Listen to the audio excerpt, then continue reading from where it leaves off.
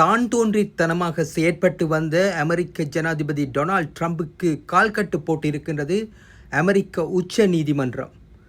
கடந்த ஆண்டிலே ட்ரம்ப் பல்வேறு வரிகளை பல்வேறு நாடுகள் மீது விதித்திருந்தார். அதிலே குறிப்பாக 1977 ஆண்டு சட்டப்படி international emergency economic powers actin கீழே அவர் விதித்த வரிகள் செல்லுபடியற்றவை என்று இன்றைய தினம் அமெரிக்க உச்ச நீதிமன்றம் தீர்ப்பு வழங்கியிருக்கின்றது.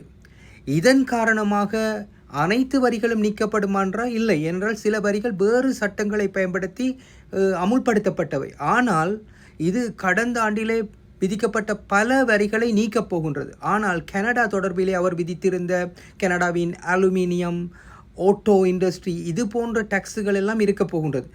உச்ச நீதிமன்றத்தின் தீர்ப்பை அடுத்து கருத்து வெளியிட்ட ட்ரம்ப் இது டிஸ்கிரேஸ் டு த நேஷன் என்று கூறியிருக்கின்றார். நாட்டுக்கு பெரும் அவமானம் என்று கூறியிருக்கின்றார். அத்தோடு தான் வேறு அதிகாரத்தை பயன்படுத்தி அனைத்து நாடுகள் மீதும் 10% வரியை அறவிடப் போவதாக ட்ரம்ப் கூறியிருக்கின்றார்.